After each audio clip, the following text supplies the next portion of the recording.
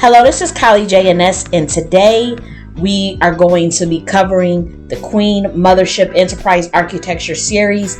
This is based off of part 2 of the Queen Mothership book. Part 1 was written in 2023 years ago. It covered the history of matriarchal societies of melanated people, primarily in Africa. But part 2, which is the Queen Mothership Enterprise Architecture, it covers what we can do today as Black Americans so that we can build our own structures of self-determination. We can have our own autonomous micro-cities, and we're going to do that in an egalitarian sense based off of what melanated people, based off of what we are known to do. Because whether you're from the Americas or whether you're from even Africa, some of you have both ancestry within you. Our societies historically, before colonial times, before slavery, were matriarchal. They were diarchal as well. So men always had certain positions. Women always had certain positions, and they worked together to get things done. Women had considerably more roles of power, considerably more freedom and more power in melanated people's society versus Western society. So now what we see is structures today that are Western and they're patriarchal. And unfortunately, what melanated people have done is try to mimic their societies off of what they see Westerners doing. And I argue, and I do make the case that that is what is somewhat holding us back, because we are putting each other into boxes as humans. We're suppressing the power of the divine feminine, because that is what white people do. They suppress the divine feminine. They've always did that. So melanated people don't have a history of doing that. So when I see melanated people, especially in Africa today, going out of their way to sort of use, religion, or to use whatever we see the dominant society doing, when they are mimicking their structures off of them, they're hitting the head. I've noticed they're not getting anywhere with it, and they won't get anywhere with it, because you have to know what time we are in, to know what day we are in. You have to understand the cosmos. You have to understand the nature of the universe itself via electromagnetism, as well as planets themselves, the placement of the constellations, and the planets themselves, the stars, to know the era that we're in. And so I understand that. I understand a little bit about that, and I want to bring this framework to the Black American, and I want to bring this framework to the Black American because the enterprise architecture of the Queen Mothership is a structure of how we build something from the ground up, from the grassroots, from the ground up, as far as micro cities and complete autonomy. Like, how will we work together if we don't have fiat currency? How will we procure water? How will we procure land? What will we have on that land? How will we build our villages? What materials will we build these housings and this housing material out of? How will we get it? So the Queen Mothership Enterprise, we talk about what is the governance? What committees are gonna be available? Who's gonna run what? What are the men gonna be doing? What are the women gonna be doing? How do they relate to one another? And that is very important to know. So the Queen Mothership Enterprise architecture is just teaching and showing, like, okay, Black Americans, whoever want to build, whoever want to come together, and let's really get something popping in terms of our own shit.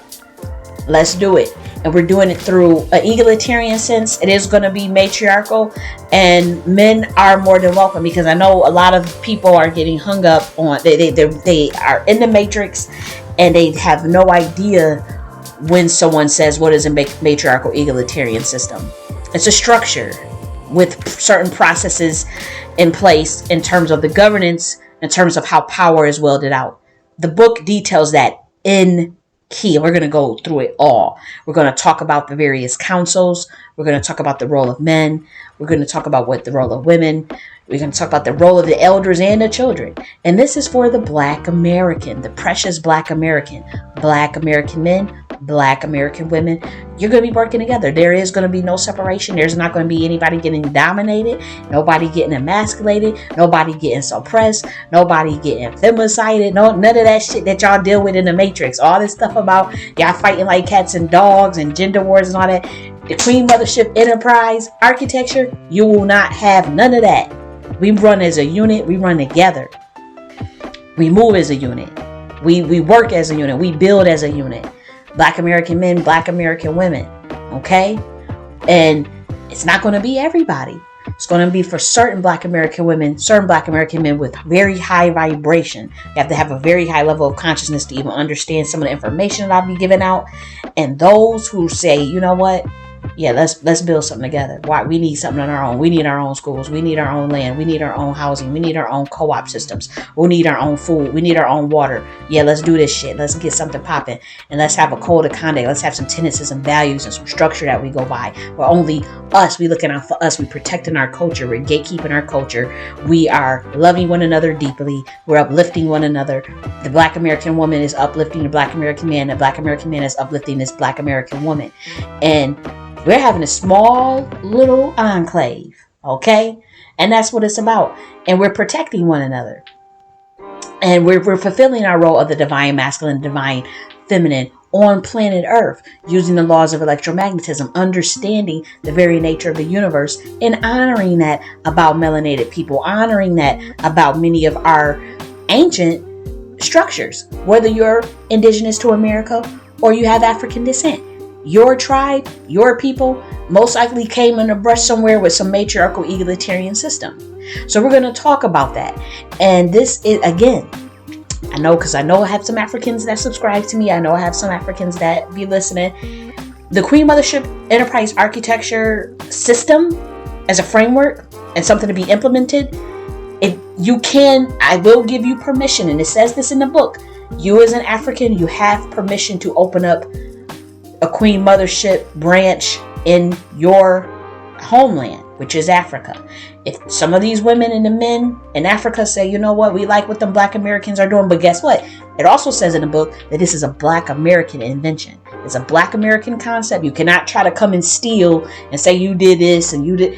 This is a structure for the Black American, but I understand that the African woman, she got certain things going on with her African man. If she can, over in Africa, if she can find a way to get the men on board there, she can use the framework. I don't have any problem with that. I don't. But just know that for this series, I'm going to be mentioning Black American only, because when I set up the branch that I want to build with my people, it is going to be just with Black Americans in America. And the first thing that we will cover is, what is the Queen Enterprise architecture? What is the Queen Mothership Enterprise architecture? What does that mean? Okay. And I want to read to you some parts verbatim from the book, based off of like which chapters. I won't be reading the whole book, but like some of the key parts, I want to just get it out for you. I didn't write that book to like make any money off of it. I wrote it to actually protect the intellectual property and the copyright pretty much. But I had always planned to just be able to get all of that out to you anyways. If I could release the PDF eventually, that is one of the ones that I didn't care if I made money off of that. That was just for me to get my ideas protected, because, a lot of stuff that I be putting out there, just other people just run with it, and that's fine. But one way that I protect myself is through writing books. A lot of the times I have to get all that energy out anyways from that neuroticism, but it's mainly done for that reason. But the Queen Mothership Enterprise architecture, you'll see me read damn near about 70% of the book on YouTube. I'm going to do that because I need the Black American to understand, where is my line of thinking, what is my agenda, what is my motives, what are my intentions of talking about this Queen Mothership. Is this just for women? Where are the men? Is this feminism? Is this that? A lot of people, they think like, oh my gosh, Queen Mothership, you're trying to call yourself queens, and y'all trying to dominate men, and y'all trying to do misandry. And it's like, This, it's so cringe because again, this is based off of melanated history, melanated science, melanated philosophy. This is based off the laws of electromagnetism, the laws of nature. It's pretty much based off of the way elephants run their infrastructure and the way dolphins and whales. I studied those animals. The way lions run their infrastructure. I've studied these animals to be like, okay, melanated people kind of think like that too. And we try to play these animals like they so inferior to us, and they're not. The dolphin and the whale and an elephant is not inferior to the human mind. They're not. They are extremely intelligent creatures around this bitch. Same with the lion. So I was looking at these animals and I realized they are matriarchal, by the way. We don't want to wake that up. I looked at the matriarchal animals as well. Horses, cows, even some insects too. So I really got deep there because I said the way that, and I'm going to say this emphatically, the way that Western patriarchy is ran, the way white men set up their system with white women, and also the way religion is set up. Abrahamic religions, they weren't always like that. Like I can bring, for the things that they tell you about these Abrahamic religions, I can bring you some esoteric texts that disproves it, that was taken out of the Bible, that are seen as not heretical in a sense, but they were originally a part of the Bible, and due to the Council of Nicaea, they removed certain books that talks about this information that I give through, freely. Like if you read, like that Law of Gender book, or watch the Law of Gender video on my YouTube channel, many of that information, it was originally in the Bible. It was taken out. But the way that those religions and the way that Western patriarchy is set up is not in nature with what you will find. It's not in tune with what you will find in nature. It's just not. And I know a lot of people want to believe that it is, but once you start studying raw nature and you really start to look at your own history as melanated people, whether you're in America or Africa, then you get to see like, okay, something's not right here between black men and black women. And wanting to suppress the divine feminine, just like how you see white men do with their women, that is going to be the downfall of us continually. That will be the downfall of us. So I argue that our structures need to mimic what we see in nature. Our structures need to be completely holistic, completely autonomous. They need to consider the role of men and women in an egalitarian sense. And it needs to be extremely rooted in pragmatism. And our structures need to be extremely rooted in our systems, our way of life, our thinking. The way we think is different. The way we move is different as melanated people. And that's stuff that we need to consider. When you try to go off in this matrix and follow whatever you see other groups of people doing, and when you buy into their narratives without studying for yourself, that's where you go downhill. And I know a lot of this gender war stuff that's been going on between black men and black women, once you start to, when you look at this gender war stuff that's been going on, when you really start to like study that stuff, and I have been following what was going on with the genders since 2015, and to be honest, a lot of this is rooted because y'all want to keep following after this system. You keep on mimicking your structures, or trying to emulate what you see white people doing. Both of y'all, the men and the women. That's why you keep fucking up. That's why y'all arguing like cats and dogs, fighting each other. And to be honest, it's not even so much black Americans doing that as much as I thought it was. I hate to say it. I know I'm going to get some slack. I'm noticing there's a huge difference in the culture between the African men and women, the way they relate to each other, and then the black American men and women. And that frames our outlook on these relationships and gender relations itself. So to be honest, the African woman, she's on a different path than say the black American woman, because they got some serious stuff that they going through with their men. They got some serious stuff over in Africa that they are doing to those women that, to be honest, you can't really see in Black American culture. They don't ever want to talk about it. They come over here and just say all Black people are doing this. But it's really, when you start to really look at it, and you really get to the nitty gritty, and even when you start to look at the people who was promoting that manosphere stuff, who was promoting, like the hatred of Black women, when you start to study them characters, they weren't even Black American men. They weren't. They were literally immigrants that were Black, that were dark skinned, that had melanin. But they were not Black American at all. Like Tommy Sotomayor and O'Shea Duke and all that stuff. Them people were not, those people are not from our tribe. They're not Black American. They're not indigenous Black American. They have no connection to our people. But then they all on YouTube saying Black this, Black that, Black woman this, Black woman that. And then you start to look at it and you be like, those are not even Black Americans. Those are not Black American men.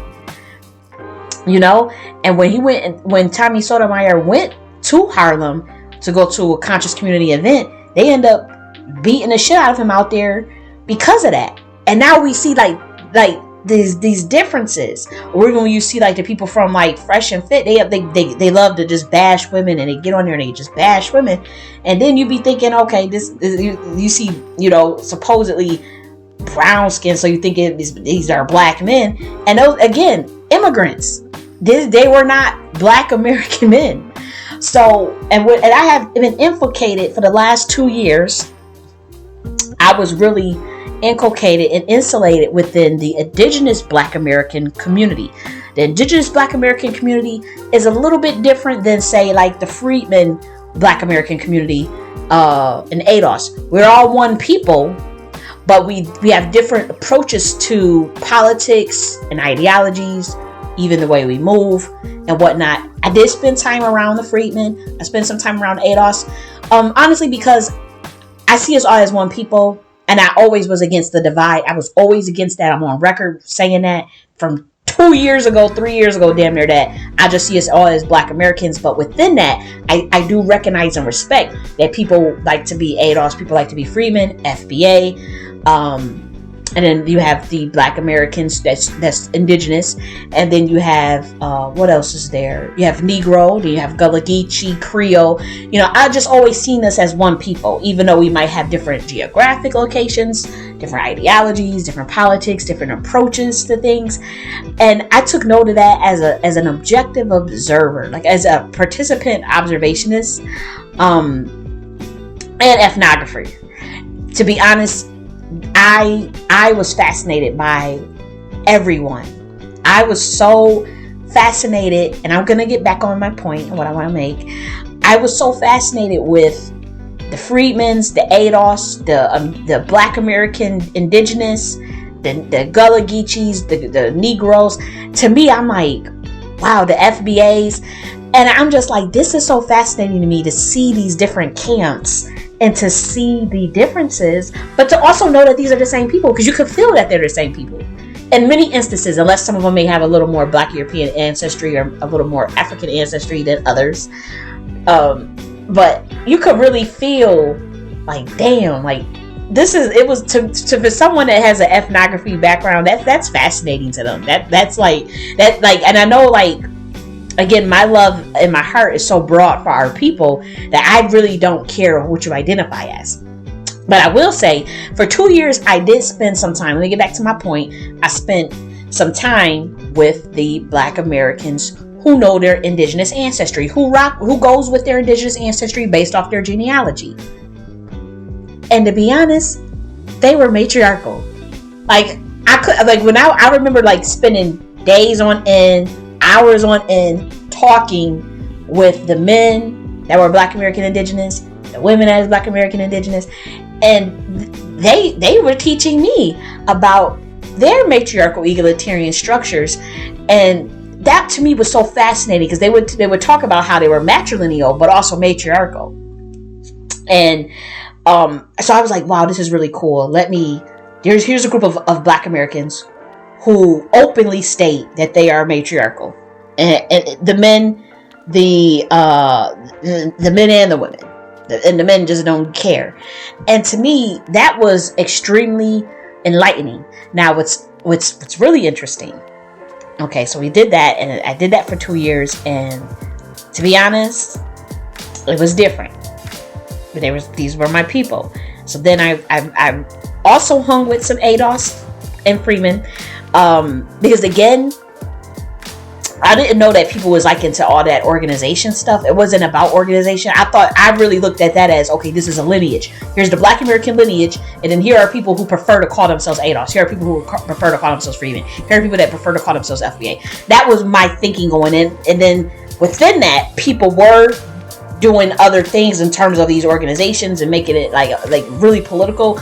But for me, I was more so into the identification part of it, the cultural aspect of that. So I did ended up hanging around because we were really, combating ethnocide and Pan-Africanism. And so believe it or not, all of these groups were against ethnocide. They always want to fight and argue with each other and whatnot.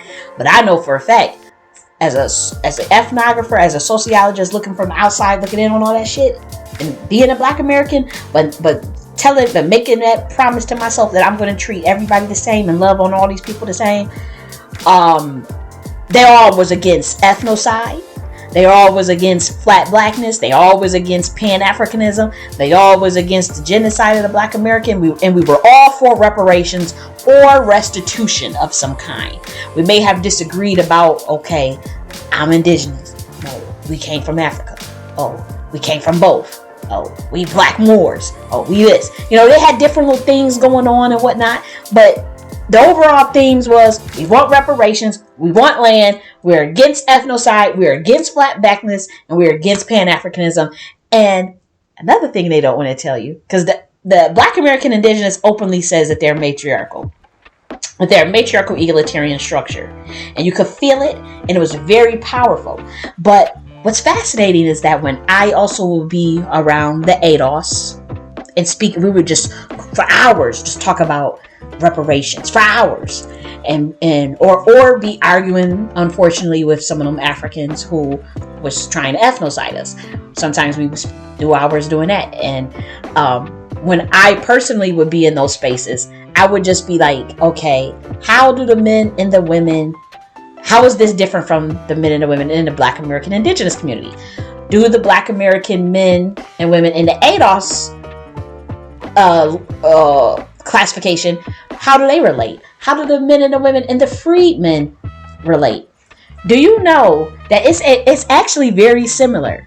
It's very similar to what I witnessed in the Black American Indigenous. It's a little bit different with the freedmen, because I noticed that some of those freedmen, they let tethers, I won't say tethers, but they let people who are half Black American with different cultures kind of get in the mix. Like some of them be swirling, and some of them be having half tethers. Like they be half Black American, half something else, and they kind of throw the energy off, I noticed. But I remember being in around ADOS people, ADOS, and we would be in there for hours or days on end, hours, just talking with one another. Like we had each other's phone numbers and shit. And I remember having the energy was the same as what you will find, say, in the Black American Indigenous group in terms of the men and the women relating to one another. Now they might diverge on views such as, oh, we come from Africa, oh, we actually were always here. That was pretty much the crux of the differences. For instance, the Black American Indigenous, they believe that they were always here. Many of them have the proof of that. I personally believe them. I personally believe that many Black Americans were already here. I also believe that there were 3 slave trades in America, one of which was the transatlantic slave trade. So some Black Americans definitely come from that descent. Some of them do. And those who are not finding indigenous tribes on their genealogy, they're going to identify more with being from African descent or American descent of slavery. That's their business. They have that right. But I know that was pretty much the major differences. Other than that, the way the Black American man and Black American woman was relating in the ADOS sense was very similar to how the Black American Indigenous were relating to one another. Same with freedmen and the freedmen men and women, only if there was not a bunch of tethers around. Or by that I mean Freeman who's Jamaican and all this shit, because they don't want to talk about that. But I got the scoop on some of that shit. Some of them people are not Black American, and Freeman's let them around. That's a separate topic. But I'm saying this to say that to compare that to a group that is openly matriarchal egalitarian, and to see some of the similarities, not in a sense of, okay, because we got baby mamas, or because there's only a 39% marriage rate, not from none of the negative statistics that white people put on our people, or because of the realities of dealing with unequitable society and what that breeds in terms of the access to resources and the wealth gap and all of the gaps that we deal with. Not from that sense. We're talking about the structure itself. How do the men and the women relate when they have to talk about building? That is matriarchal egalitarian. I'm not talking about our community at large is pretty much, it's not matriarchal and it's not patriarchal. It's neither one. It's just, to be honest, a bunch of chaos. Because when you study matriarchal systems, whether they are pre-colonial or just in the animal kingdom, they have key components, key structures. They're extremely structured societies. And even the same thing with patriarchal societies. They have structures. They have key things that they're known for. So for patriarchy, you'll see things like the emphasis on resources of men, their ability to obtain resources. You'll see the problem solving and the leadership being done mainly by men. And you'll see that women have certain roles that incentivize the divine masculine to quote unquote protect and provide. What are they protecting their women from? They're protecting the women from other men in this patriarchy. So nonetheless, they have these things where they have to get women to buy into patriarchal society. Some things that's supposed to incentivize and benefit them. One of which is, okay, men gonna take care of the bread and butter, and the women's gonna do more of the chores and housework and all this stuff and take care of the children and whatnot. Come find out, melanated people had a different system than that, because there was less emphasis on hoarding resources. There was less emphasis on domination and control of the female essence amongst melanated people. So a man's value in melanated culture, whether it's African or American, is not based on a man's ability to obtain these resources or maintain these resources. There's other ways to value a man. And the same thing with women. There's other ways to value a woman besides just have them birthing children. And melanated people, they were okay with that. They knew that. They honored that. That's a very real reality. And it's even becoming more real today as we go into a different age, as well as just a different paradigm in general. So when we talk about, is the Black American community a matriarchy? Some of us are. If you have an indigenous background, you most likely are. If you don't have an indigenous background, I would say it's just a little bit all over the place. In some aspects, yes. In some aspects, no.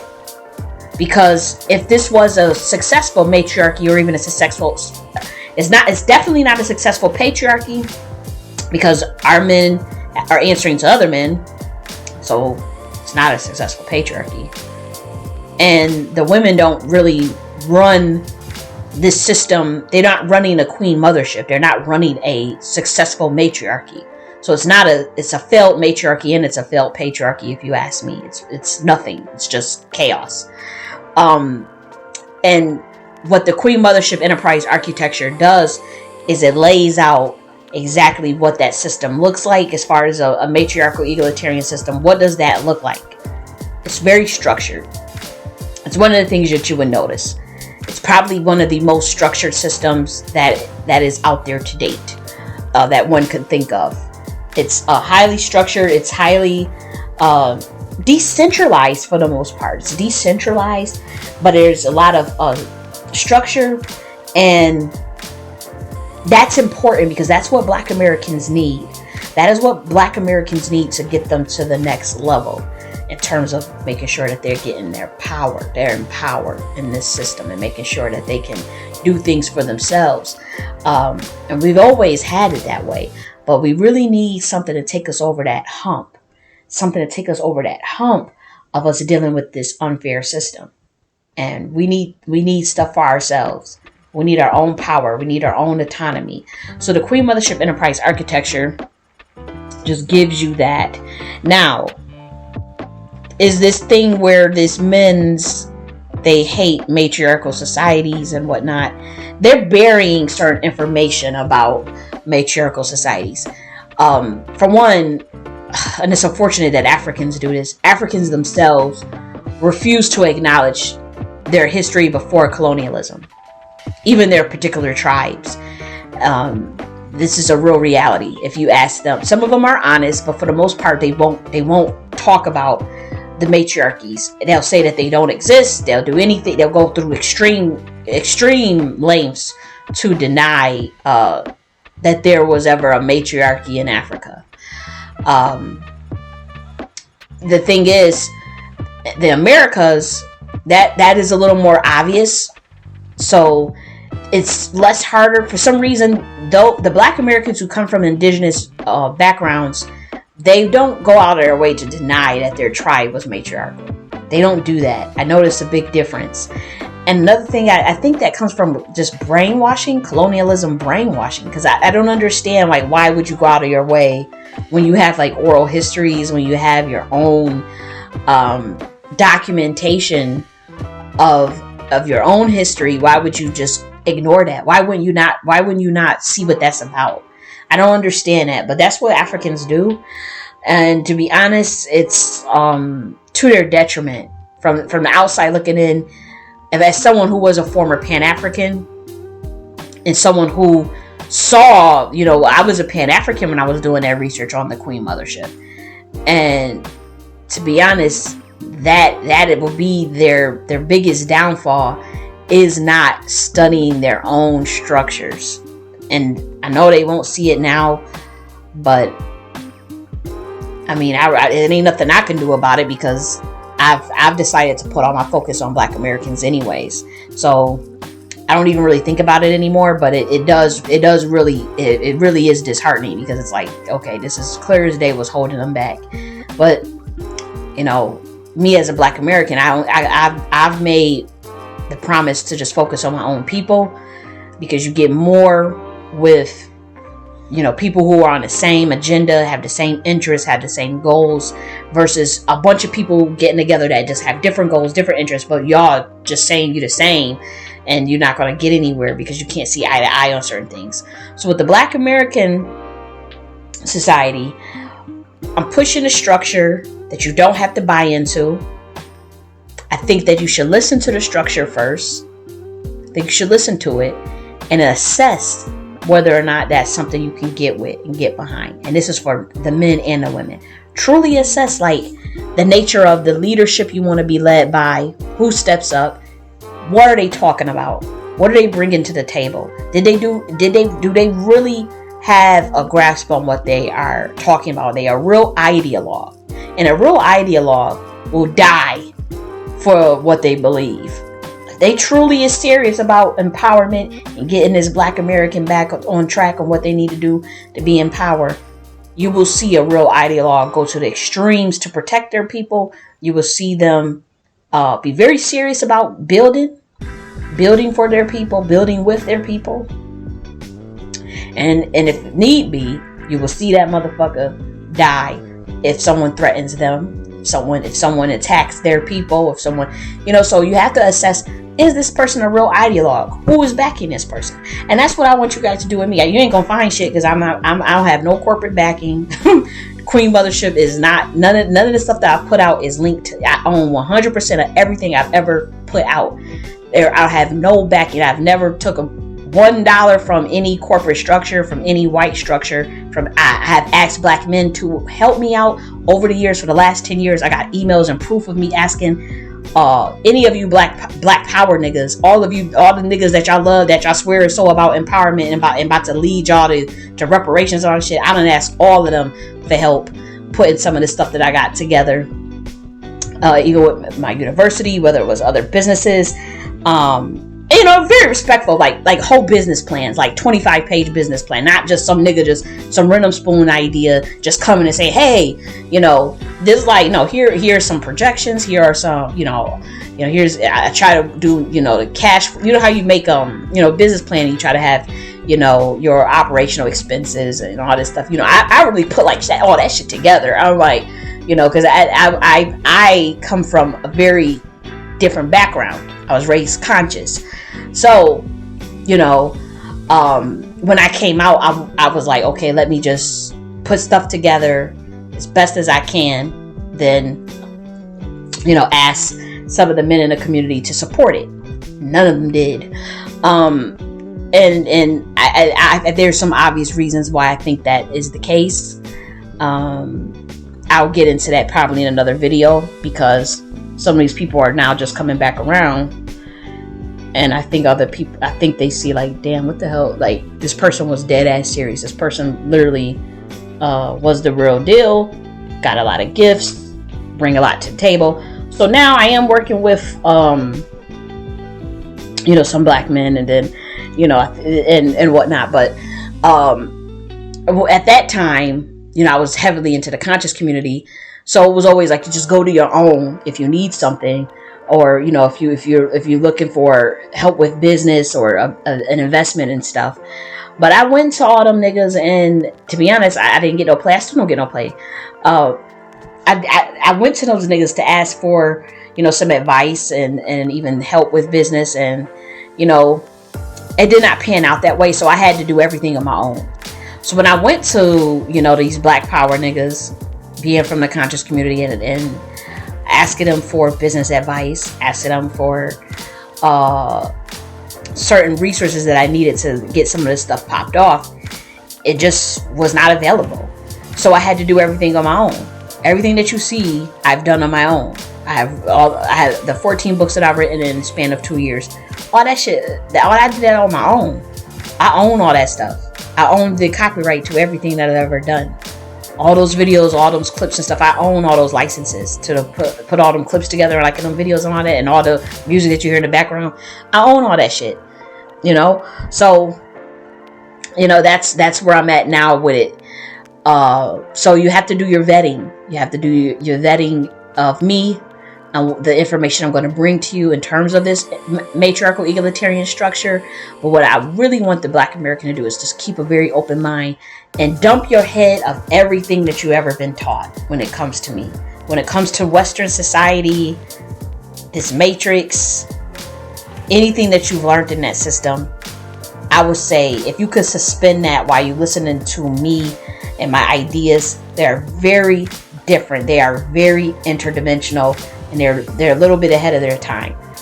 This system will come into play whether I'm here or not, because what's happening is white people, white women in particular, kind of on to this Queen Mothership shit, the stuff that I've been doing. They've been actually coming to me behind the scenes, and I said I just ignore it, but they've been coming behind the scenes about this stuff, you know, because they ready to sit up there and build some matriarchal egalitarian systems for themselves, these white folks. Because they having some issues with their relations. They already having some issues with the men and the women or whatever. And so what you'll see is this system get implemented. But what I'm trying to do is let's do it first, because this is our system anyways. Like, don't wait for them to switch to okie doke on you, black men and black women, because that's what they're going to do. They're going to switch their system to this system based off of the constellations and the stars, based off of their brotherhood and what's coming to an end with them. And they know that. And we so far behind that we don't see the play that the stuff that's switching. And these women are coming to me about asking me about my books and about this Queen Mothership shit. And I just be like, this was not for you. This was based off of my history. This was based off of my people. So the Queen Mothership is for Black Americans and melanated people globally. But to be honest, I don't know if you guys will value it that much. I hope you guys do. But what's going to end up happening, I'm like, a lot of you niggas, y'all don't listen to something unless as white people tell you anyways. Unless white people do it first anyway. So I said, well, maybe shit, if they do it first, then eventually they'll copy anyways, because you copy everything they damn do anyway. So if y'all don't listen to now, if y'all don't rock with it now, as far as what I put out there and what I wrote, what's going to happen, just like with hip hop, just like with jazz, just like with R&B, eventually white people are going to get their hands on it, bastardize it, do their own version of it. Then black people, it's going to be cool again, and then it's going to blow up, and then black people will copy again. They're going to feed you your own history like they've been doing, just like they take everything from you and refeed it to you. This is what white people do. They do that with your magic systems, your music genres, your history. They do that to you with masonry. That is, take something from you, can barely understand it, then try to feed it back to you in their perverted versions of the things that they come up with. So that's what they're going to try to do with the Queen Mothership. I actually been shown a vision of that, and I see the way these white women are coming to me asking me about it. I actually see the way that their curiosity about the course. What's the Queen Mothership? Can you teach me about the Queen Mothership? Am I allowed to be in the Queen Mothership? And I'm looking like, I've made this shit for my people. This is my people based off of my history. Your history don't have a history of a Queen Mothership. Your history is not one that you've always had a Western patriarchal system. Your man always, this is the way you always related to your man. Y'all gotta figure that out. Y'all gotta work that out. It ain't got nothing to do with me. That don't got nothing to do with me. If you want a matriarchal egalitarian system, knock yourself out. But don't expect me to come build y'all shit up. Like they want me to come and build they shit up or help these white women. I'm like, look, whatever y'all man been doing to y'all, I mean, y'all tired of it or whatever, that's on y'all. Because I built this system is for my people. And what they're going to try to do is 100 years from now is take this system and use it for they shit. Reverse their system and do this Queen Mothership shit on a large scale. This is what these white people are going to try to do. And what I'm trying to tell this Black American is don't let them do that.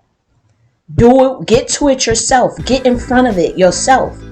Because you are the world's pioneers anyways. You're the world's pioneers of everything.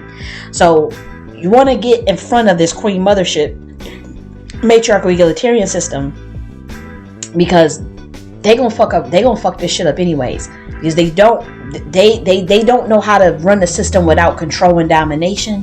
They don't know how to run a system without in an egalitarian sense. And if they knew how to do it, they would have done it throughout their history. They don't have not one history of having a matriarchal egalitarian structure. White people do not have not one aspect of their history that shows this, but melanated people do. Melanated indigenous people do. Melanated people in Africa do. They actually have an example. So all I did was study that. All I did was say, you know what? Enough with this fighting. Enough with the fighting with the Black American man, Black American woman. I'm tired of this. Y'all sit up there talking about incels and passport bro and that high value this and high. It's all over the place. It lacks structure. It's not rooted in history. It's not rooted in your history. And it's not rooted in nature. And the only thing you could point to try to back up your claim is a Bible. And I can pull out the same books from the Bible with teachings of Jesus, say the Nag Hammadi text, that disproves the stuff that you show me in those Bible. Because what I'm saying was originally found in the Bible. When I talk about the Queen Mothership, when I talk about the laws of electromagnetism, and I talk about the law of gender, it was originally in there. It was taken out. It was taken out. Everything that I said in the law of gender with the laws of electromagnetism, Jesus was saying as well. But they just took the teachings out because they had to set the system up to suppress the divine feminine. Because that is, I can't even go there with y'all. We just gonna get into it. Because I didn't want to spend too much time on this. Well, all I would say is Black American men, Black American women, have an open ears.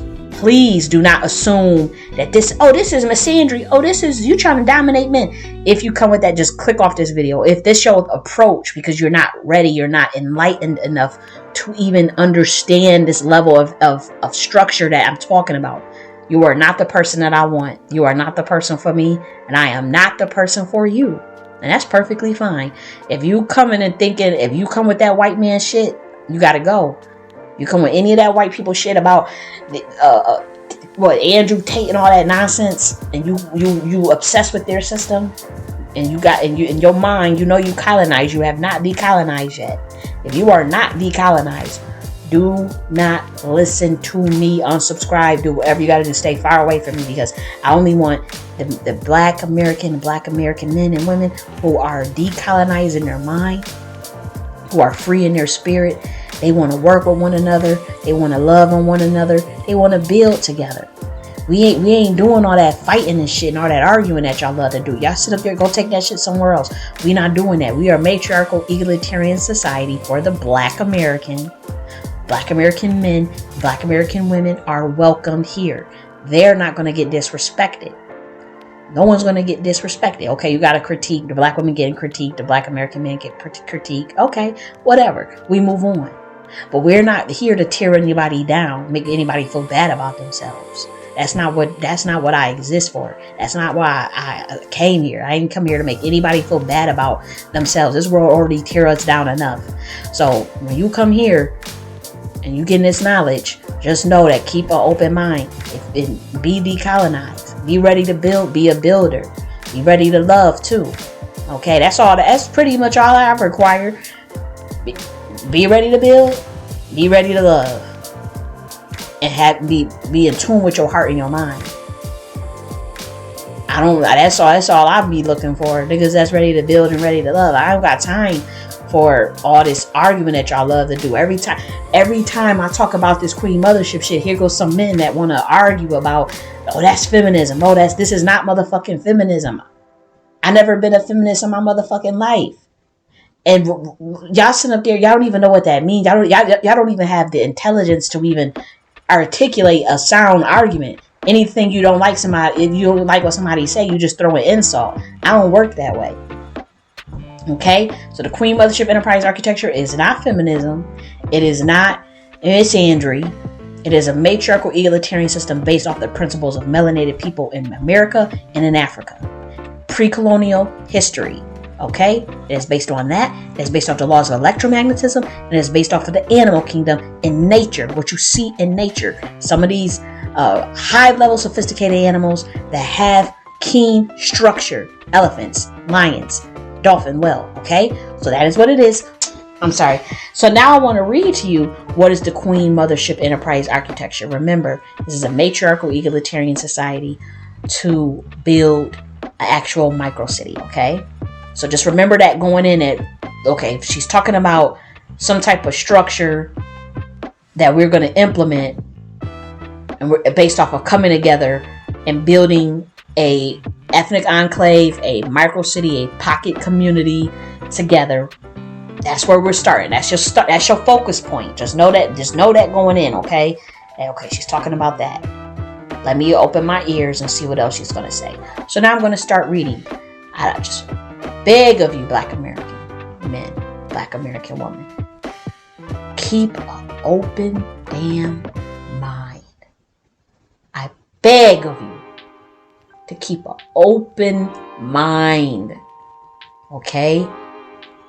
After you do your vetting of me, you see how I'm very eccentric. I don't hide that. I am very eccentric. I'm a nudist. I'm a very eccentric, wild woman. But if you look through my background, it's like I don't do nothing but write fucking books and teach. and I just like to write. I'm very cerebral. I just like to write books. I don't have any backing from anybody. I ain't sent from nobody. I grew up, in the hood. I was adopted. I was still living in the Black American area, but we were middle class.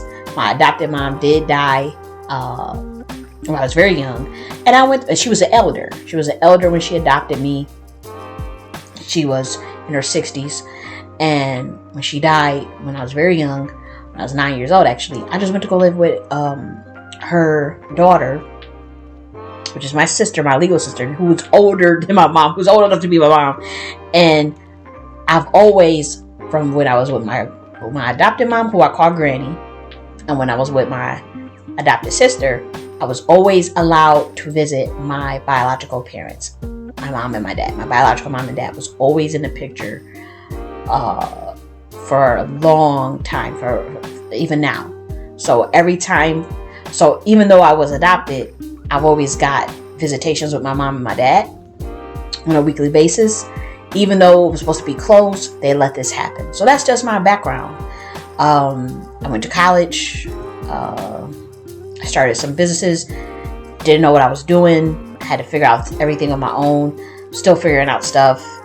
And I really just right now, I really just in the place of where I want to build something with my people. That's pretty much it. So I just give you some background information on me before we start the reading.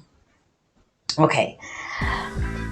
An enterprise architecture is a comprehensive plan for organizing and managing the resources within the enterprise to enable it to achieve its goals. It is based on a holistic community view, including its technical and business components, people, processes, buying power, organizing, and technology. So all of these things together is what we're going to use to build our enterprise architecture, our pocket community. Remember, our micro city that we're going to build. Enterprise architecture can give our community powerful tools to position ourselves in a power position. This concept is particularly true for Black American communities that have historically been subjected to systemic racism and lack of access to resources. So we're going to use our organizing abilities, our buying power, our people, our processes, our business components, its technical components, anything that we got, anything that we have together, we're going to organize that to put ourselves in a power position. It's all enterprise architecture means, okay? Ain't nothing crazy. You hear it yourself. No one, it's in the book. I'm literally reading you verbatim out the book. Okay? By embracing the Queen Mothership and an egalitarian structure, Black Americans can build their own enterprises, which are more likely to succeed due to their knowledge of the community's needs. See? Grassroots efforts. We know what we need. We know what we want, and we have to go and do it. So based on what our community needs, we need our own food, we need our own water, we need our own housing, we need our own land. Those type of things. That's what that sentence means. Through enterprise architecture, we can use data collected from within our communities when designing communities and solutions leading to economic growth, development, and self-determination. So what kind of data can we collect? We would collect data on our organizing ability. So it's a process called, let me go right here and get you the process that we would use to collect this data, because I actually wrote about it. I won't be reading that concept on here because it's so in the weeds. Okay, it's called asset mapping. Here we go. Where we're going to map assets. That's the data that we would collect. So we would be seeing who's an electrician, who's a plumber, who's a teacher, who's a doctor, who is a lawyer, who owns a grocery store, who knows how to farm. That's most important. Who knows how to fucking farm? That's the data that we would, when I say data collection, that's what I mean by that, okay? So that's what I mean when I say data collected from within our communities when designing the communities, okay? So when we design these communities, we making sure we got motherfuckers that's plumbers, we got electrician, we got a doctor, we got people that know how to farm, we got people that know how to do some water irrigation around this bitch, we got some software engineers, we got people that do some teaching, we got people that do some nursing, we just mapping assets. Okay, so that's what I mean by that. So let's go on. By investing in the Queen Mothership enterprise architecture of Black American communities, we can pull resources that will otherwise be unavailable due to systematic racism and discrimination. Okay, so pretty much whatever resources we got, we will pull them together. No matter how small, we will pull our resources together to build this enterprise architecture. The enterprise architecture also can guide how to best use these resources and help the community increase its chance of success. We're talking about the book itself. This enterprise architecture can help to create strong, successful businesses and cities. The Queen Mothership enterprise architecture is thus an invaluable tool for empowering Black American communities to build their own microcities. Okay, so now we got that. So now let's talk about what a microcity is. A microcity, also known as a pocket community, is an intentional, small-scale residential settlement with a population of anywhere from 10 to several hundred people. And that's important because I pretty much need about 20 to 60 Black Americans. We can have more, but the way I set this up is that you can have like a chapter in your own city, your own town. If you could find people in your own city that would want to build this up with you, you will build with those people. See, with me, I'm building my own for me and whoever's around in that city that I'm in, because I'm going to be doing mine in the South. Whoever's around and who's on my wavelength, that's who I would be getting with. But you would get with your prospective people in your city who's like-minded. You may have just people that are FBA in it. You may just want niggas that just say they FBA because y'all have some ideological framework resonance. Rather, you have some ideological resonance. Same with Freeman. Freeman has some ideological resonance that is different from FBA. Me as a sociologist, I've studied these two groups. They're very different, even though we're the same people. I love both equally. I really do. I don't treat FBAs different from Freedmen's, different from ADOS, different from the Black American Indigenous. I don't treat any of them. I don't treat the Negro different, the Gullah Geechee. But they have differences. So, say there's a group of Freedmen's. They're kind of bougie. They're kind of elitist. I personally don't mind that, but it is what it is. They may want to come together. Some groups, not all of them, just a certain, maybe 20 of them want to come together and say, okay, she's talking about this pocket community thing. She got the structure, this whole governance laid out. Let's use that and let's do something together. We'll have a little small town somewhere. They can do that. Same with FBA, same with ADOS, or we can all mix it up. See, with me, I already told you, I do Black American business. I don't care what you identify as. I got this on record. You can be whatever you want to call yourself, and you are welcome here with me. I normally attract, believe it or not, I attract a lot of Indigenous, Black American Indigenous. I attract a lot of the FBAs, and then some of the Freedmen's. The Freedmen have this thing where they can't support the Black American Indigenous. So even though like the Freedmen low key fuck with me, they be liking what I be saying, they ideologically we similar, but they are told from, I guess, they little group think, like everybody has a group think, they have a collective group think. They feel like they gotta fight with the Black American Indigenous. They have to be at odds with them. Not all of them, definitely not all.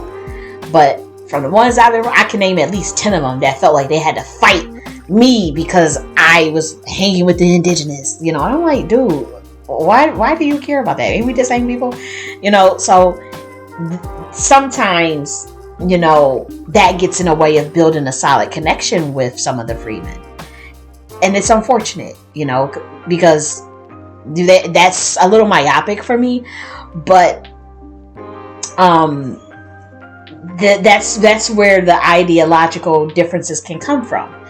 Then the ADOS, they're a little more open-minded, I have to say. But I've seen them fighting, I've seen them getting at everybody else too. As far as the ADOS, they're a little bit different. They're a little more open-minded towards the Black American Indigenous. However, sometimes they're into politics a lot, and I'm not gonna lie, I'm not really into the politic thing. I'm open to it. I'm learning more about politics, but my mind is just so focused on, let me just get a group of Black Americans and let's just build our own shit and live off grid. That's where my mind be at. And to be honest, that can kind of clash with the ADOS. So ideologically, I don't attract as many. I have some ADOS that respect me, but I don't attract as many ADOS as I do FBA, which I'm shocked because I'm like, I didn't think the FBAs would be would even take the chance to even listen to nothing I had to say. And then the Black American Indigenous, those are the ones that are totally most open to me. So let's keep going. These communities are usually designed and built to promote self-sufficiency and communal solidarity. Okay, so the enterprise architecture, the Queen Mothership, is a matriarchal egalitarian system. It has a pocket community with intentional small-scale residential settlement designed to build and promote self-sufficiency and communal solidarity. Okay, so Black American men, Black American women, self-sufficiency and communal solidarity. In contrast to larger cities, traditionally viewed as centers of power and inequality, micro cities can provide Black Americans with self-autonomy and group economics. That's pretty much self-explanatory. You know what that means. So now let's talk about what egalitarianism is. Egalitarianism seeks to create equality amongst all members regardless of their gender or other characteristics. That's pretty much explanatory. There is no domination of the men by the women, and there is no domination of the women by the men. The women are not able to control the men, and the men are not able to control the women, because control and domination is not found in matriarchal egalitarian systems. We are talking about processes of pragmatism based off of nature. So we don't really get into those.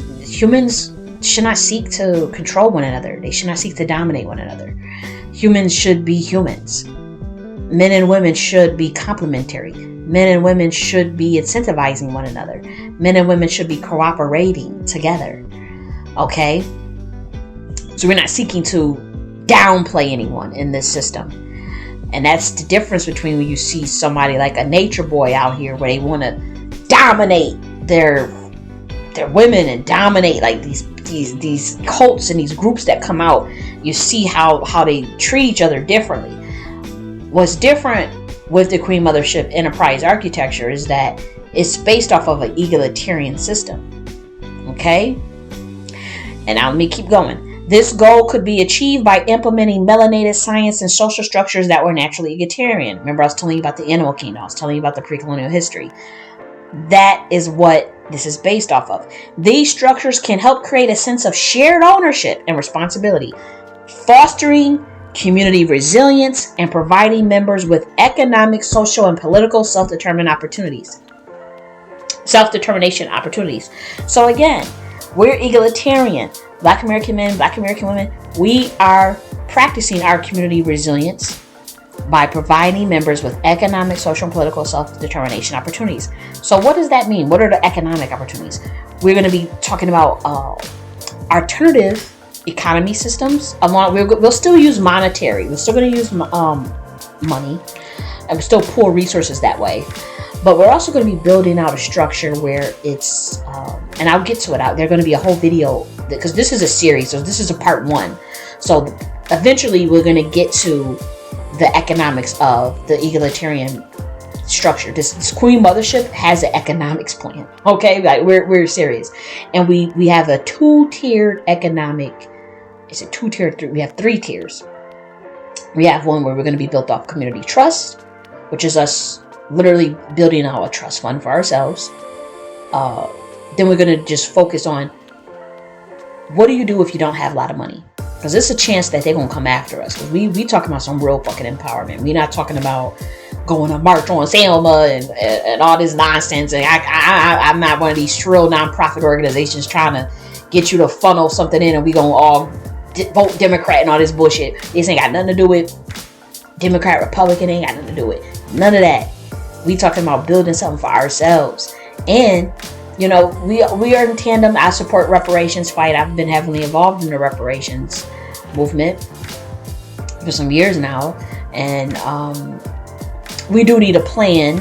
What happens when you get the reparations? What happens if they don't pay it out? So with me, I'm thinking of like, okay, what is the pivot next after we get tangibles or we don't get tangibles? Also, what happens if they try to lock us out and we don't have the money that we need to do some of the things we need to do?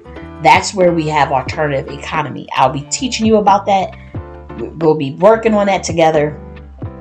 And it's totally something that has been done. But again, we've moved so removed from our own melanated structures.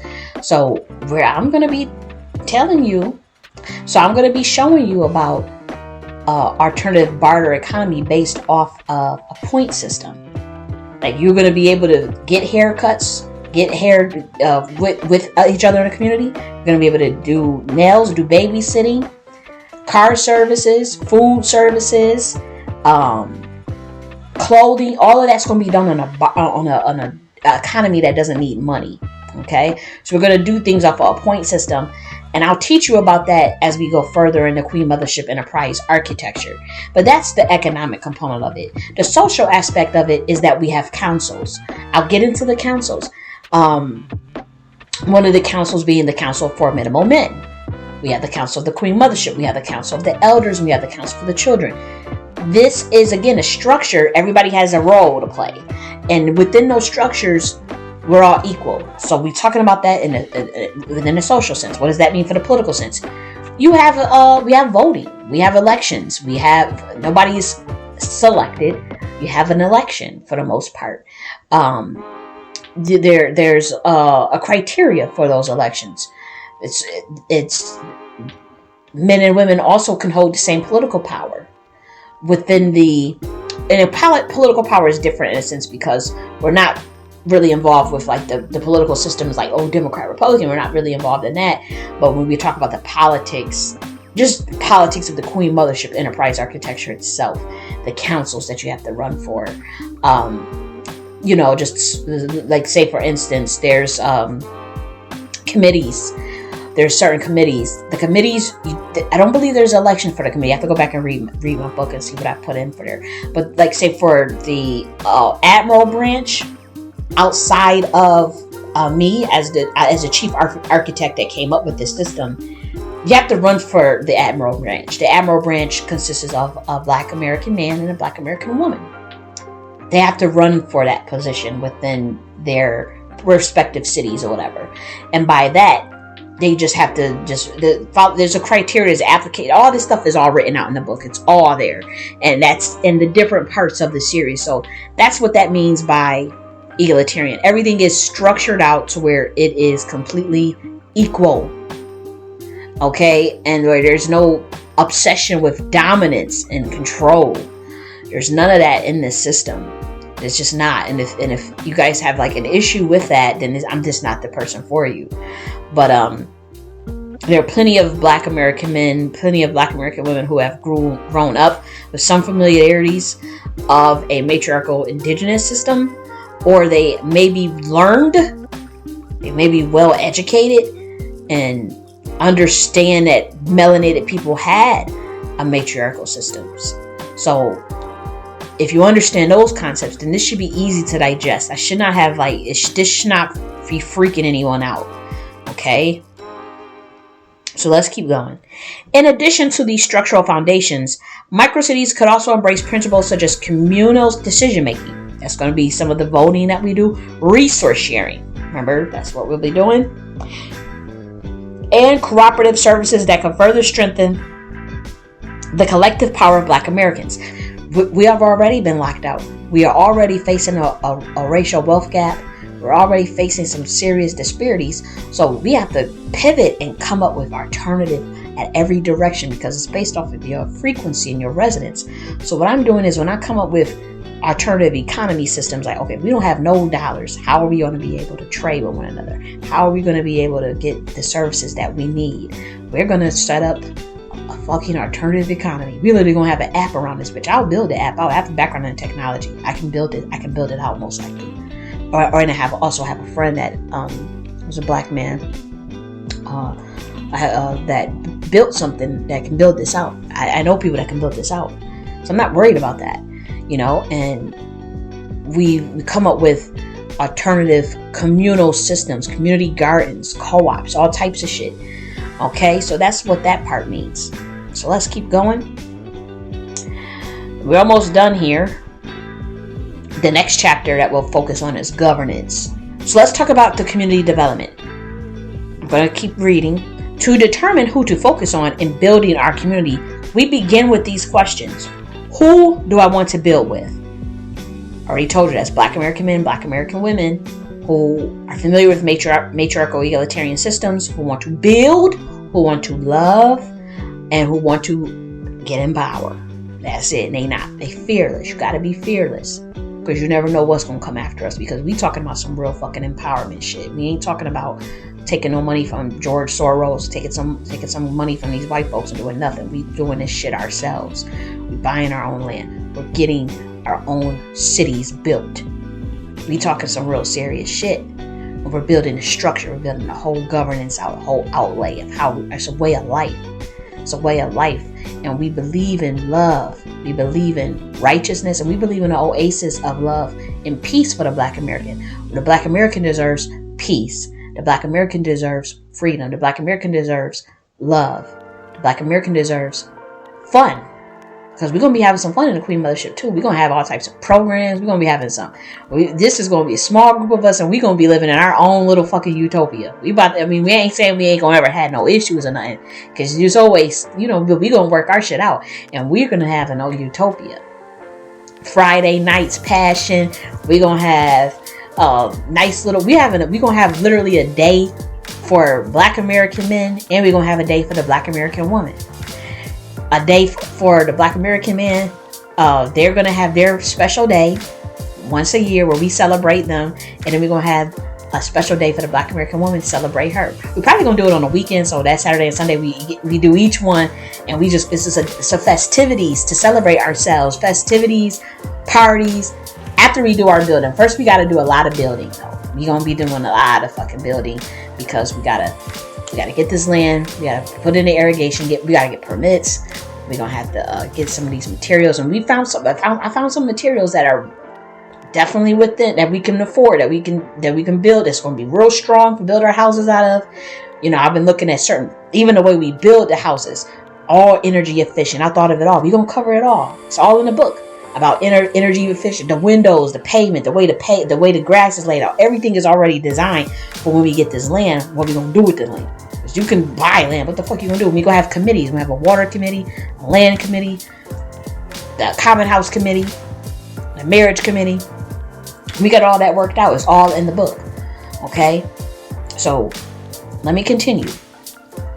What is the purpose of these Black Americans coming together? I already told you. These are the questions I want you to ask yourself. Like, okay, make sure that you're answering these questions yourself, because you want to make sure that you vet in the person. This is kind of like, as you're asking these questions to yourself, you're listening to my responses. You're saying, okay, this is how we're vetting her mindset. What I want the Black American man and the Black American woman to do is to vet my mindset. You want to vet the mindset of people that you're following or people that you listen to. Vet their motherfucking mindset. Sometimes it's not about who the person is connected to and all this stuff. You got to vet their motherfucking mindset. Okay? So as I'm asking these questions, that's what you listen to my responses. What is the purpose of these Black Americans coming together? What does my community need more of? We need more power. That's what we need. More motherfucking power. Competing in alternative parallel structures and being successful at it. Competing and creating parallel infrastructure for ourselves that rivals that of any of these systems that we currently see, that rivals this matrix. You understand me? We ain't trying to dismantle nobody else shit, but we damn sure about to build some parallel structures for ourselves. And we're going to defend it. Okay? And we're going to have fun. When we building our shit, after nice hard days of work, we going to have shit planned out on Friday nights. We're going to have something planned out on Saturday nights. Each Friday night, we're going to have something planned for us. Family time. Because this is a family that we building. Don't look at this as like you gotta not be yourself and you gotta, it comes a certain way. No, you gotta be yourself, and we are a family. We are one.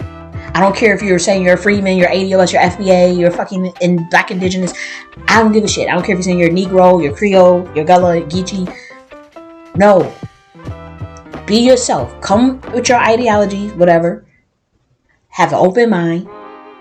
And if you resonate with me, let's make something shake. Let's build something together for ourselves, for our legacy, for our future generations, for our children. Let's build a whole governance. Let's do something for ourselves. And we always did stuff for ourselves. How many cities we've had? We've built so many Black Wall Streets. Come on. We've had, over 200 cities that this government destroyed. And we're going to have more. We're going to have another. Well, we're going to have another 200. Matter of fact, we're going to have thousands. Right? Because our people are great. No more low self-esteem, Black American. No more feeling bad about yourself. No more letting this society lie to you about yourself. You're going to have a high level of confidence fucking with the Queen Mothership, because we don't play that. We don't. Our children got to believe in themselves. Our children are fearless. Our children are like, look, we the gods in this bitch. We the gods and goddesses in this bitch. We what we say goes. We're able to focus our mind power and build what we want. We put our mind to it and it comes to fruition. Okay? That's it. Now, what change do we desire? What problem can only be solved by working together? The problems that we deal with racism and inequality. Racism, white supremacy. We can solve those problems by working together, Black American. By working together and building our own ethnic enclaves. Just like how they got little Chinatown, how they got little Korea, they even got a little Haiti, they got a little Ethiopia, they got a little Senegal in New York with a bunch of businesses. I've seen it. I've been there. I've seen it. And I'm like, okay, where the hell is our business district? Where is we need one too.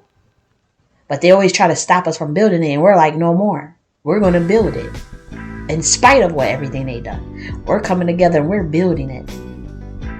And yes, we are a matriarchal egalitarian system. And we believe in power. One thing we don't do is just be all over the place and just fragment it.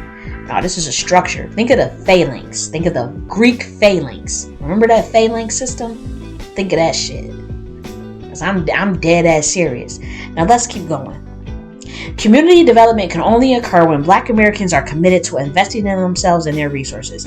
Everyone has unique capacities, abilities, and gifts. If people feel valued, then individuals will make a positive impact on their community. That's what it's about. Every Black American in the Queen Mothership, in my Queen Mothership, in the Queen Mothership chapter, wherever you're at, you are valued. You are valued. That's what you need to take from that. You have special, unique capabilities, special gifts. And we value that. We appreciate those gifts in the Queen Mothership, whether you're male or female. We embrace those gifts, and we're gonna put everybody's gifts on the table. And we're not doing a lot of that jealousy shit. All that arguing that y'all like to do and try to play other people down and knock and tear other people down. You're not doing that in the Queen Mothership. You're not. If someone is special and got gifts, you gotta honor that. We honor people's gifts in the Queen Mothership, okay? We don't get jealous, because once you got God consciousness in your mind, once you operate at a very high fucking level of vibration, all that walk out the door. Because those person gifts is going to make the Queen Mothership stronger. It will. Whatever gift you got, you only going to make your community stronger. That's why we do not frown upon intellectualism. We don't frown upon niggas that know shit, people that got gifts. We don't sit up there and try to do some janky shit. And we do not promote low values in the Queen Mothership. We don't promote stuff that's going to be a detriment to the Black American. So we don't promote doing a lot of drinking. We don't promote doing a lot of fuck around and bullshitting. And we don't promote baby mama drama, single parenthood. We don't promote certain things, and we don't promote damaging music to the Black woman and to the Black man. We don't promote the killing of Black women and Black men. We don't promote none of that. We don't promote drugs. We don't promote that in the Queen Mothership. We're a very structured society. Okay? We're very enlightened people. So let's keep going. What is Queen Mothership Part 2? The Queen Mothership is a network of Black Americans dedicated to creating self-determination via urban villages, economics, technology, and land ownership through the creation of pocket communities or microcities. The Queen Mothership strives to develop innovative economic models that can be adopted by individual Black Americans who want to start their own branch. I'm running the headquarter one, but eventually We'll have Black Americans and a Black American man and a Black American woman. They can each start a chapter, because again, this is egalitarian, so we're not suppressing the masculine, because matriarchal structures do not believe in domination and control. One thing that the matriarchal structure has to emphasize, though, that we didn't emphasize in the past, is defense, war strategy, military science. That's where we kind of went wrong as melanated people. It's not putting too much emphasis on that military science. So that's something that I've taken into account. We'll get into that too. We going there too. We going deep. This is what I want for my people. I want my people having strong, thriving communities, man. Like I want like nice, our children just having so much fun, just homeschooling. I personally would teach. I'm a teacher. You know, I personally will teach the kids shit. You know, after I get done with my building, I can run the we need our own schools and my shit. He said we need our own schools. We need shit. We can build a little something and, you know, nice little. It don't have to be all big. You ain't got to get no big ass building. Nothing. You know, you just build something real small with our little children, because it's only gonna be like a couple of us anyway. So all the little childrens, I could homeschool them. I could homeschool children's that are young and in their high school years with science, physics, mathematics. I could teach children pretty much anything. I can teach them things that they need to learn. I could teach them anything that they need to survive in this world. So I can cover the teaching stuff. I can also cover the technology stuff. I can cover like a lot of shit. But I'm only one person. But once we have these apparatuses set in place, you know, we want stuff for our children. So I just think of a society where like our children can actually thrive, learning melanated science, having fun. I know that sounds like, why do you keep saying fun? Because again, that once we get done with the building aspect of it, we are going to build certain controls within the system that allow for us to relax and have fun. Seriously. So like, for instance, the children have their own councils. They have their own council meetings, and what they'll do is they'll be planning their own parties. They'll be planning something just for them to do on the weekend. And we're going to have the chaperone duties played, you know, leveled out, because what we're going to do is everyone is going to have to sign up for a day where they want to do some of the chaperone. They won't be able to party that day. They'll have to chaperone the children, including me. But we want our children to be having some, you know, this is for our babies. Like this is us creating a whole new generation of children, of men, and of women. You know, so it can be adopted by any individual Black American who want to start a new chapter. Like with me, I'm going to be in the South. Maybe that Black person, maybe another Black American will be in the West somewhere. Maybe they'll be in Texas. Maybe they'll be in Georgia. And they done found 5, 10 people, 20 people that want to do this Queen Mothership shit. And they want to start a branch. They can do that. And they have a whole outline, whole structure of governance, how to do the elections, how to do the application process to run to make these councils, how do you make the councils, how to get the land, how to do the community trust, how to do the point system economy, it's literally all out there. Okay? A key component of the Queen Mothership mission is the chapter program.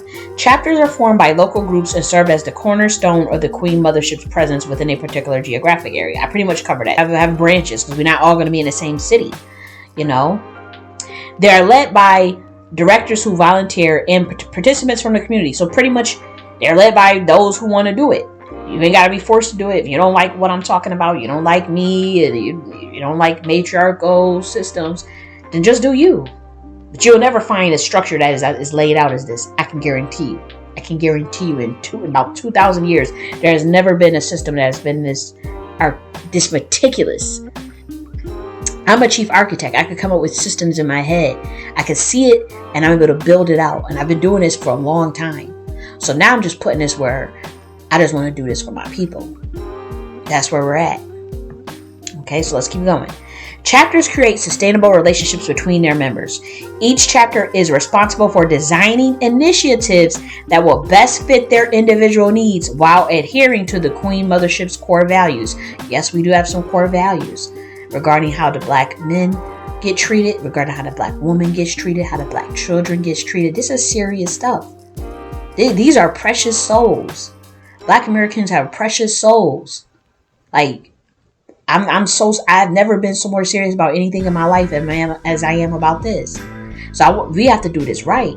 Okay, so there are some core values. There are some tenets. Okay.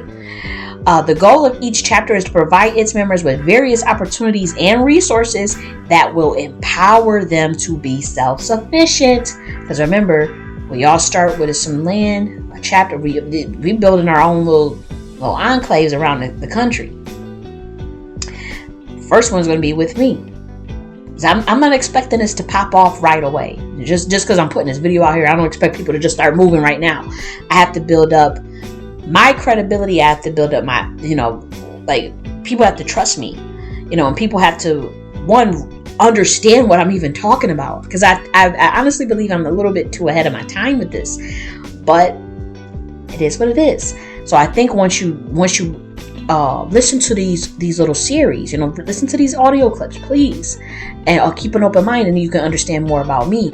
And listen to my other videos, read my books. Like, I talk about the law of gender. I have books for the Queen Mothership, that Dr. Philosophy. I have books for Black Americans and their cultural protections, and for Black Americans. A lot of books for them. I have herb books. I have all types of stuff. So as you're getting to know me as a person, okay, is this a person that you can rock with?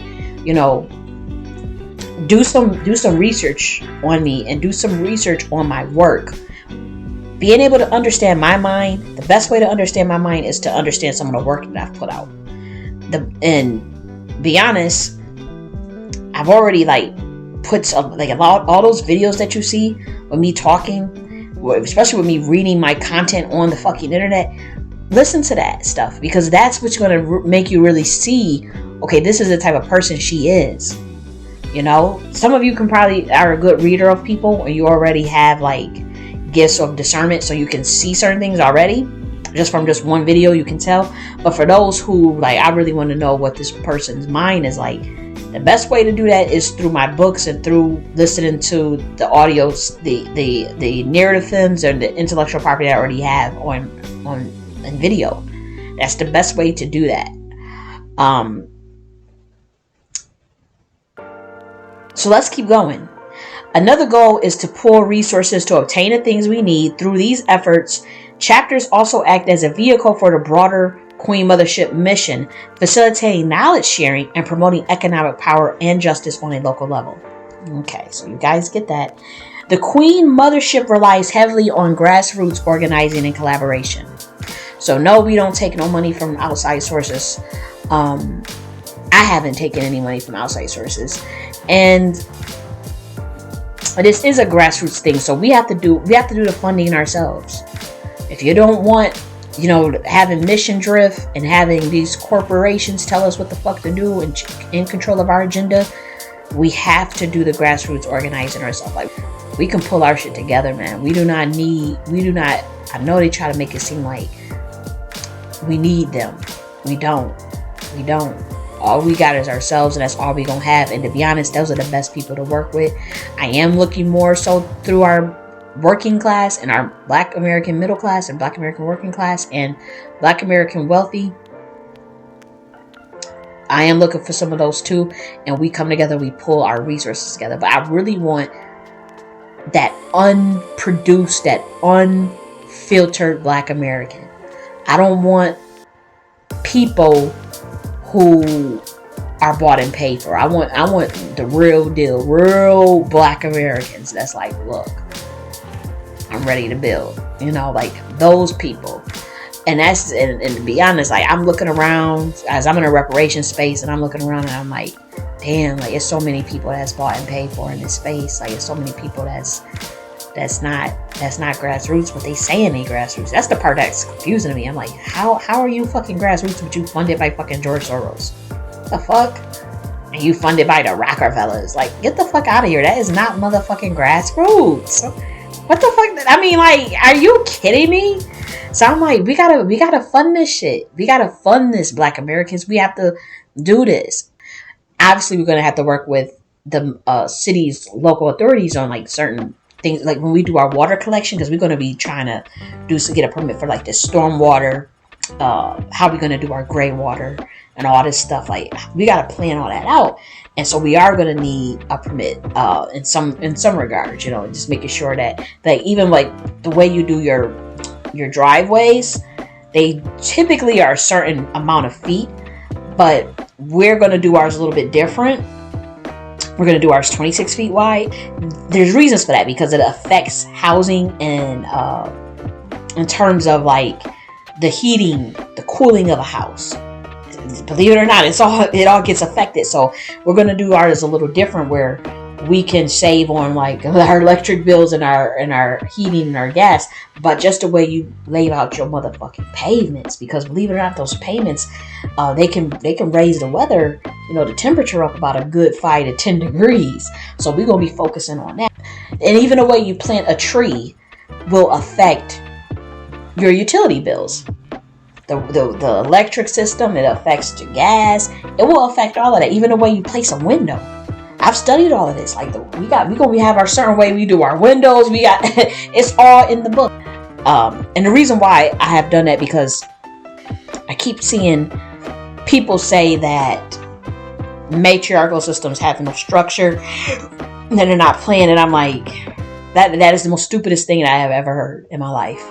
And I'm like, okay, so they thinking that if you offer a structure, that they keep saying that, and it's like, it's just not true. And so now you have somebody that's over planning and over organizing and over structuring stuff, because they have to compensate for the notion that a matriarchal structure is just anything goes, and that's just completely hogwash. So that is why I thought of certain things, of even window placements in our homes, the actual materials that we build it with, where we would build it, how we would build it. You know, the committees for, there's a housing committee that's literally just focused on the actual materials, and they meet on a bi-weekly basis, and then the head of every committee has a weekly, the head of every committee will have a monthly meeting with me, and we would all share the information from the water committee, from the electrician committee, from the food committee, because we have to do a lot of farming, because we're going to be farming our own shit. So we all are going to have the final meeting with me, and I'll talk about all that. I won't even talk about that right now, because I actually cover that in the other video series that will be on this, because this is only part 1. Okay, so let's keep going. To ensure success, chapters must build strong networks amongst their members and local allies in order to create an atmosphere of support and empowerment for all involved. The potential impact of such collective efforts is immense. Regardless of size or scope, every step taken towards self-determination via these pocket communities, economics, technology, and land ownership is another step closer to the ultimate goal of Black empowerment and freedom. With a Queen Mothership chapter, individuals can link up in small groups, purchase land, and create a microcity that will serve as an example of what self-determination and innovative economic models can achieve. I already kind of talked to you about that. Such microcities are potential sites for social, cultural, and political growth and financial stability. They are. By providing members with resources and support systems and empowering them to take control of their own destinies through collective action, the Queen Mothership is determined to make its vision for self-determination a reality for Black American communities everywhere. Through this commitment to community-driven solutions and grassroots activism, the Queen Mothership is creating a powerful new platform for Black Americans to realize the power of collective action. Africans can also use this book as a blueprint to start Queen Mothership chapters in their homeland. So that is pretty much from the book. We're going to cover chapter 2, which is governance. You guys are really going to love that. So Black men and Black women, you want to pay attention to the governance chapter, because that's where you learn about the Council of Formidable Men. What are the men going to be doing? What are the women going to be doing? What are the elders going to be doing? What are the children going to be doing? We have councils for each one. We're going to talk about the admiral branches. We're going to be talking about how these branches get elected. What is the process? What is the criteria?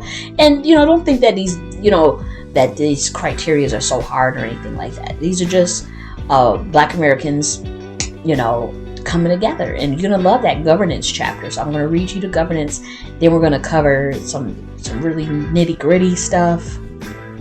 I mean, we talk about a lot of stuff. We even talk about future technology. I'm not going to cover that though, because that's going to be so boring. Because I was literally explaining like what fusion powers and renewable energy, the stuff we're going to be doing, in our Queen Mothership. It is going to be very powerful, because you got to realize it's a change of guard. Like this change of guard where melanated people are at the bottom. That's dying out. That system is dying out, y'all. And I can feel it. You know, in the age of the divine matriarchy is coming back. There was a great matriarchy that was primarily ran by black women. And that was systematically torn down. And we went through the age of Pisces with the patriarchal systems for the last 2,000 years. And that system is falling. So that's why I'm trying to tell this black American man to get in front of it. Because you're going to be this black American man. If y'all can support me in these efforts with this Queen Mothership stuff, this matriarchal egalitarian system, you have no idea the pioneers that you will look like in the future for helping your woman build that out. You have no idea. If y'all help this black woman build her Queen Mothership out, even if it's just a small amount of y'all, you have no idea how you would be looking like. You would look like the pioneer of men to usher in the system, because eventually white people are going to copy this. They are going to copy this Queen Mothership enterprise architecture, because the book is out. The blueprint is already out. So the government will monitor this, and they will copy this system. They will try to corporatize this. Right now it's so raw, it's so black American. It's ours, and it's going to stay ours. It's going to stay ours. But if the men kind of don't get on board and they just trample all over it, what's going to happen is white people are going to be able to take, they're going to try to take this shit, hijack it through their system, talk about Queen Mothership. They're going to be having something tantamount to it, and then they're going to look like the men that support the white woman in doing that, they're going to look like they've created something so innovative for their woman. That's what it's going to look like if y'all don't step up with this. I personally will always get the credit for coming up with this system because it's documented. It's already out and published. So I'm not worried about that. But what I'm worried about is other people with access to the blueprint, because the blueprint is out there, because we're not hiding nothing. We just being human beings, a fifth dimensional, seventh dimensional human beings on a very high vibration. We're all walking in love and righteousness that want to build with one another as black Americans. That's what we're doing. So the blueprint is nothing to hide. It's a matriarchal egalitarian system based off the laws of electromagnetism and nature. That's all it is. So what's going to happen is other people are going to be like, oh, that shit about the laws of electromagnetism and the law of gender and what's going on in nature, that shit is true. Let me do that system too. And you're going to see other groups of people, Asians, white people, copy. What I'm trying to tell you is to get in front of this. Get in front of this, because it's coming anyways. I'm sounding the alarm saying, hey, black people, we're going back into the age of Aquarius. We're going back into the age of the great matriarch.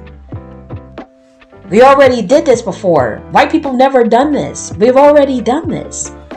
And they are scrambling. This white man is scrambling because he realized, damn, the age of Saturn ain't no joke. This age of Saturn ain't no joke. And Uranus energy is all over the place. Uranus energy is revolutionary, and their system is dying out. How are they going to keep their system from dying out? They're going to try to implement this system.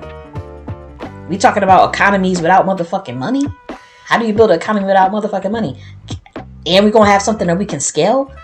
Because we're going to do the trust fund thing. So we're going to have ways to grow our money and have it, have some compound interest build. We're not just going to go back to the Stone Age or nothing, but we're going to have other systems in place too. Like, we're going to be multifaceted fucking black Americans, multifaceted in everything.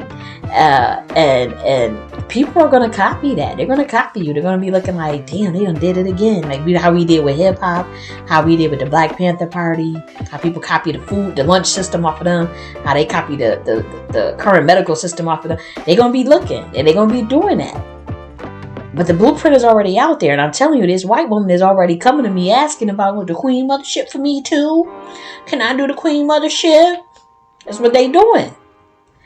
And if y'all don't get in front of this, don't say I didn't tell you, because you always been the pioneer. So I'm telling this Black American man, because I know the Black American woman, there's some plans in place, and just in case the men do not support this, there's some things that we can pivot. But I know I can find again. It's the goal is not to get all Black Americans on board with this, because that's just unrealistic, right? But it's for those of us who's just ready, man. We fifth dimensional beings. We tired of this fucking matrix. We tired of being at the bottom. We know we're great. We know we're fucking geniuses. And we know we can build our own shit. And we got a lot of love in our heart. And we love our people. And we're fearless. And we will die to protect our people. We are very serious. Okay, we are very, very much in tune with our ancestors. Okay, we are very much in tune with the nature of the universe. And we are guided by God. You know, like, it's like God is literally on our side. And the universe bends towards justice. So we don't have nothing to worry about. That's what I do want to tell you, Black American. Don't be afraid of nothing. Don't worry about nothing. We're going to be fine when we build this system. And I know, like, when we talk about power, niggas get scared. Niggas get scared when you talk about some power now. So that's when you get the coons, you get the agents, you get people that are going to come out and try to distract us. And we got mechanisms for monitoring intelligence and monitoring, chaos agents and all. We got a whole program for that too. I'm not playing in this bitch. I'm dead ass serious. And I already know I'm on the list, and I don't give a damn. Because, like, if they gonna take me out, they would have been did it. You have no idea the shit that I have experienced this year with surveillance and weird shit on levels that even if I was to talk about, you wouldn't believe me any fucking ways. So it's no point. The people that is closest to me, that know what happened, that know what I went through,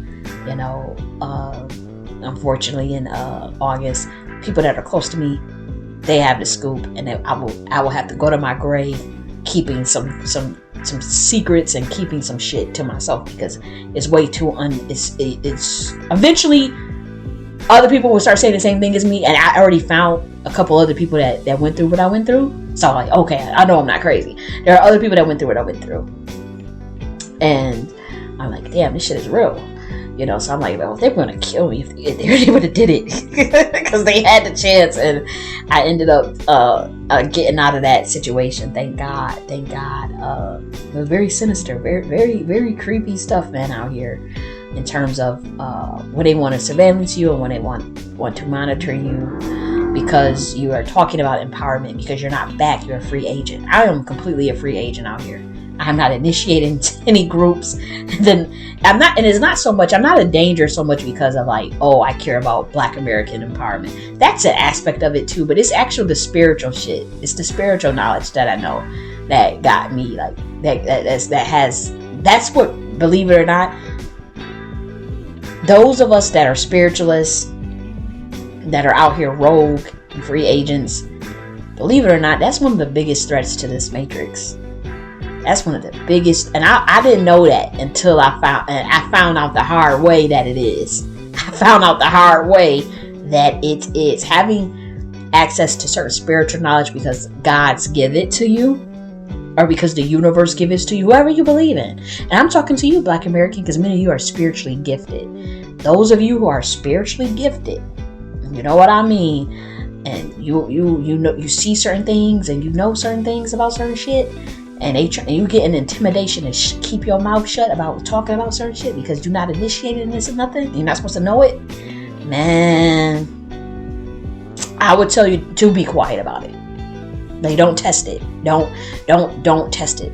I'm not the only person that they have went after and had to get out of a situation. Like, I've seen people that would not shut up, that kept talking, and now they ass is in a crazy house. Or they done drugged them up so bad, and now they not the same anymore, where they can't even make a coherent sentence. This shit is serious. If you are like me, spiritually gifted, you know some shit, don't try to test the waters and go all on the internet and be like, hey guys, this is I tried it and they almost got me out the motherfucking paint. That shit is very serious. And it's kind of, you know, I'm not scared or anything, but it's just like you have to use your wisdom too. You have to use wisdom and good judgment. And I want to be here to do what I want to do for the Black American. So believe it or not, this is not as this Queen Mothership enterprise architecture is not. We'll be able to do it. That's what I'll say. Is we'll be able to successfully build this out without too much getting in our way, because we're not doing anything illegal, right? We're building completely, you know, autonomous cities, and we're working together. We're building these co-ops. We're building these cooperative villages, and that's all we're pretty much doing. But we're having it based off of the laws of electromagnetism, laws of nature, and we're keeping in the context our ancestry, the universe. So that's a very beautiful thing. This is a very innovative and peaceful and loving approach to life. Okay? And that's what I want you to take away from this. You know, so don't be afraid of power now. Don't be getting all scared or nothing. Like, if nothing I said made you scared, you might be the one I'm looking for. Seriously. So, because we won't be doing our building for a little while, because right now I gotta do this whole series. I need you to listen to the series first and see if it's something you want to do, and then we have to go through the vetting process, and then we will eventually get to the building stage of this Queen Mothership enterprise architecture. So chapter 2 is the governance. And I will be reading that to you in another video. You guys are going to love that. We're going to talk about who could start a chapter, the age requirements, what each chapter should be doing. Then we're going to talk about the councils, the branches, how are they chosen. It's going to be so fascinating. Then we're going to get into the serious stuff, such as land building. We got some stuff about land acquisition. Then we're going to talk about all types of stuff. I really just enjoy writing this. Damn, another 2-hour video. Why do I do this to myself? Okay, I'm about to get off here, y'all. I love y'all, and I'm going to talk to you later. Bye.